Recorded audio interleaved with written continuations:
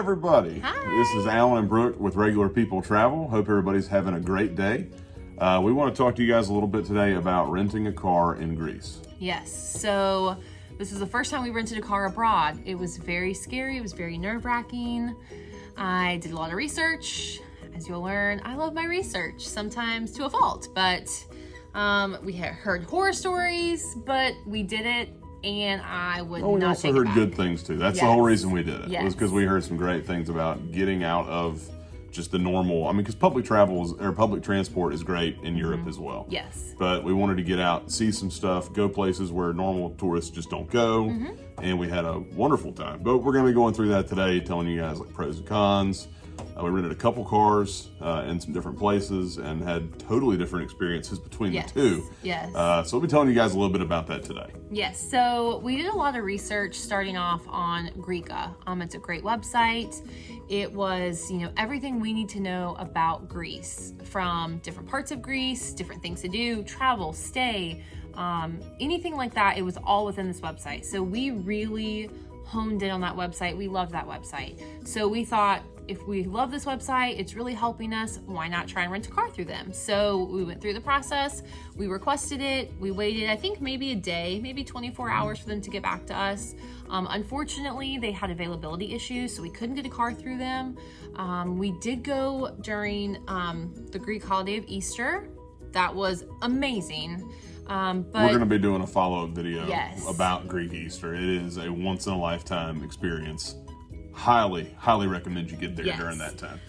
But there was some availability issues with cars because a lot of people were coming back to celebrate with family, to just be in the city, so we couldn't rent from them. However, we did stumble upon a website called Discover Cars.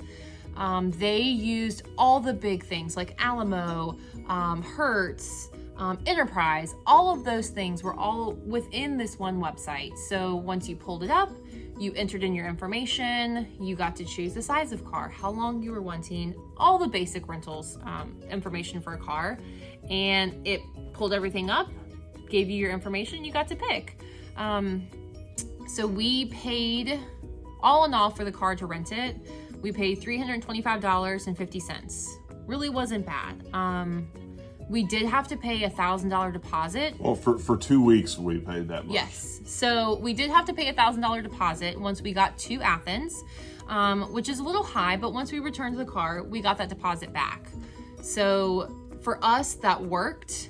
We were able to do that. Now, you could have rented and not have had that high deposit, but your rental might have been a little bit higher. It kind of fluctuated. So for us, that was the sweet spot. Because we saw them anywhere between like 600 to 800 without the deposit. Right. And we just figured we put the 1,000 on a credit card. It was going to be returned to us at some point. So it looked really bad on one credit card statement, but we got it right back and it looked just fine. Yes. The car was great. We got a Fiat Tipo. I think I'm pronouncing that right. It was the perfect little car. It was, 2 doors, nothing fancy, but nothing, too little. It worked for us. It was a great little car.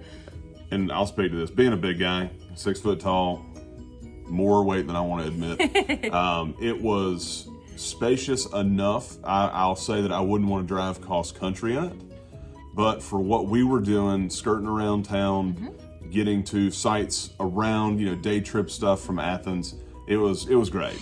Yeah, it fit what we needed. It fit our luggage. We each carried a checked bag and a book bag.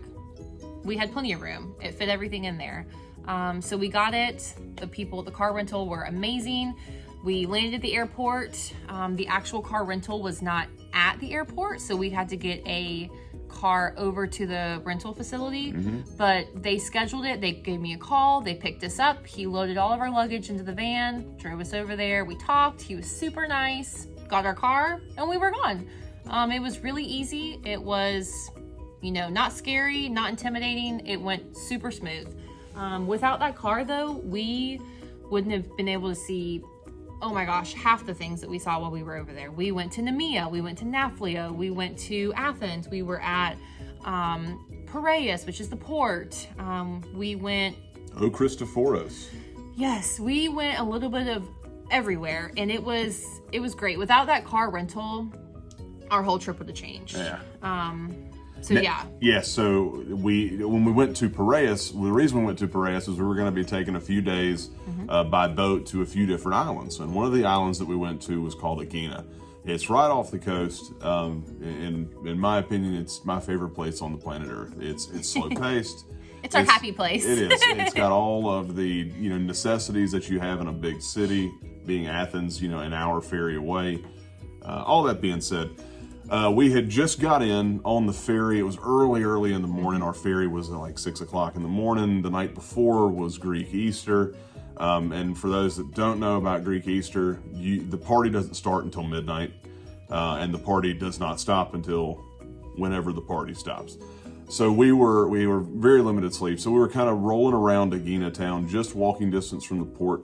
And we were lucky enough to find a little shop that said Aegina Tourist Center. We are tourists, and it was in English, so we thought, that's probably the spot we need to be. Well, we walked in, there was a nice little man named George. We're going to be making another follow-up video about George because George, he was the best. Once in a lifetime cat. George led us to a friend of his that sent a little man over to pick us up who did not speak English, and he didn't even really... He came, he said, let's go, and we followed him. He didn't say it, he was like this. And he walked, and we quickly followed behind, or he would have left us, because he was ready for business. Oh yeah, so they led us to about 2 or 3 streets over. It's all in the center of downtown, so all on that main street. Very safe. It didn't feel unsafe. They brought us out to a little Peugeot, what would appear to be a really nice golf cart, which is fairly common over there. Very small micro cars, compact cars. Yes. And so we ended up paying 70 euros for 2 days to drive all around this island. It's a fairly big island. And man, I'll be honest, I was really, really impressed with... That car almost was more spacious for you, being a bigger guy with leg room, than the Fiat that we had back in Athens. It was little, but at the same time, it was grand. We actually really liked that car. Very reminiscent. I had a Suzuki Sidekick in college, the Pooper Trooper. And man, it was very reminiscent of that to me. All that being said, it was $70. It was very kind of off the books. We had sort of a loose contract. We were kind of told, come back to this general area, this general time, on this general day, fill up the tank, don't fill up the tank, whatever, we'll get it square when we get there. It was very informal, unlike the place that we went to in Athens, which was very, top of the line business. It was what you would see anywhere in the States to rent a car. Felt totally normal. Yep, this was just a guy that knew another guy who had a car, and it worked out just fine. Island life. But we got to go to Kipseli, we got to go to Marathonis Beach, we got to go to the monastery of Agios Nectarios. So we got to see a bunch of cool stuff there on Aegina too. Yeah. And all that being said, I would definitely go back and do it the exact same way as far as cars again. And for reasons being, because there's pros and cons to it. When you're renting a car, you get to go places and see stuff that you wouldn't otherwise get to see. Even though public transportation it seems to be much more developed over there in Europe, it's just something that we're not super comfortable with. We don't live in an area with public transport, and what little bit is down here is, I would say, very underdeveloped. So we're more comfortable being in a car, and it was well worth it. The other thing about us is we like to not have schedules. We're kind of fly by the seat of our pants people. Even though she over researches, we're kind of fly by the seat of our pants people. So it gave us the opportunity to do that. On the other side, it's fairly expensive, and not just the actual renting of the car, the actual operating. Gas is $1 or €1.80 per liter, which translated to American means $6.82 a gallon. Yeah. I know there's gonna be some cats watching from California and stuff, but here in North Carolina, it just ain't that way. Yeah. Gas is high, but it ain't that bad. And there are different driving habits. There's scooters everywhere. Everywhere. Everywhere you look, all the way from really nice Vespas down to liquor sickles. They're everywhere. And the people that are riding on those scooters own the road, or so they think. But yeah, gas is expensive. And sometimes it's tough to find parking. We were lucky enough to have an Airbnb that was kind of pushed back off of where the main population center was. Yep. And we didn't really have trouble with parking at our Airbnb. But there was some, difficulty securing parking for, our trips on to the islands, or even in the small towns is really where we had issues where there was really no place. There's no public parking, or at least we didn't have any. And when we were in Namibia, going to the wine country, it was it's underdeveloped from a personal vehicle sense. Right. There's not, here in the States, you go to a restaurant or you go to any sort of, mall or shopping center, and you have a designated parking lot.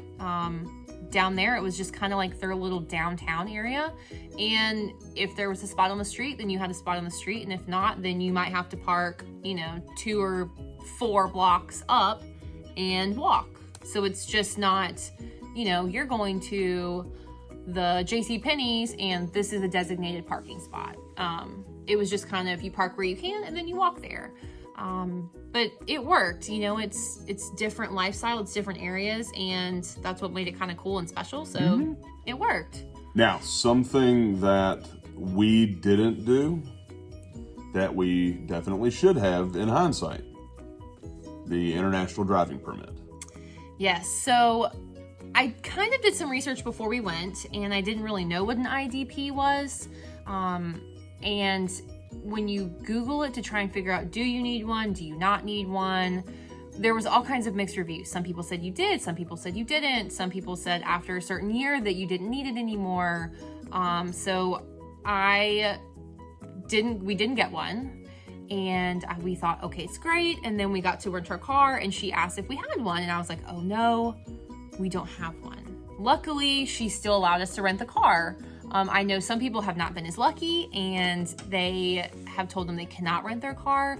Essentially what an IDP is it's a translation of your driver's license from where you are, for us, for the States, into whatever country you're in to help them with language. So for us in Greece, it would have translated everything from English to Greek, and that gives them, it's an easier way to be able to communicate with the cops over there and the police, for them to know, who you are, what you're doing here, and to be able to speak and go back and forth. So you really do need one. It takes no time to get one. I think maybe it costs like $25. I can't remember. I'd have to look. We didn't get one. I don't know.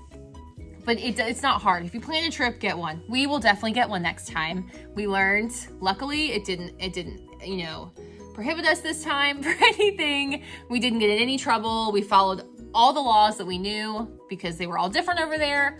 But I think if you're going and you feel comfortable to rent a car, definitely rent a car. Only tip would be just know where you're going, know where you're going. Do they require an IDP? Because some places don't require that. Are you comfortable driving in traffic? Yeah. I drive in Atlanta for work all the time, and I will say it till my dying breath. If I can drive in Atlanta, I can drive anywhere. Yes, but like driving's different. Are you going to be on roads that have tolls? Do you need to have cash with you? Everywhere we went when we were driving, you had a toll road, and there were multiple stops on that toll road. So we had to make sure that we had the correct amount of euros with us so we could, pay our toll and keep going. And that was both going and coming back.